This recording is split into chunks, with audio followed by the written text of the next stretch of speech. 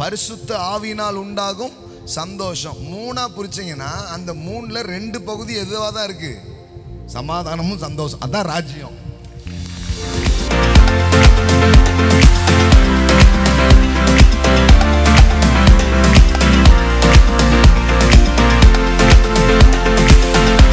Peace, joy, it is a sign of the kingdom of God.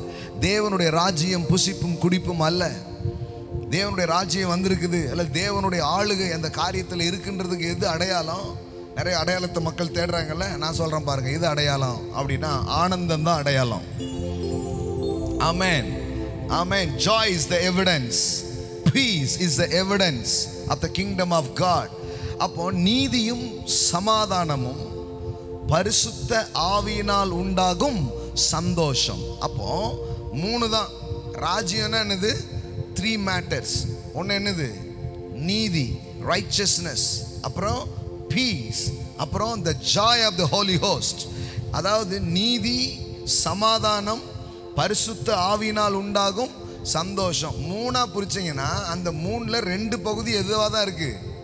சமாதானமும் சந்தோஷம். அதான் ராஜ்யம் சார், அதான் கிங்டம்.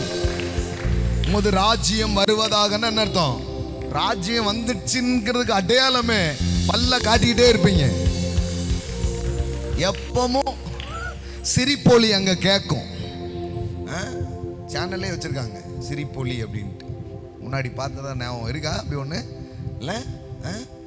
ஆமா, சிரிப்பொலி எவ்வளவு அழகா வச்சிருக்காங்க பாருங்களேன். கடவுள் அந்த சேனலா அவங்க வாழ்க்கையை வைக்க விரும்புகிறார். சிரிப்பொலி.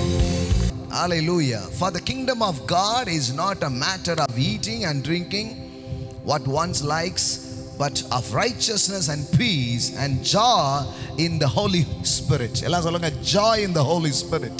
சொல்லுங்க, joy in the Holy Spirit. முதல்ல நல்ல ஒரு புன்னகை ஒன்று போடுங்க பார்க்கலாம்.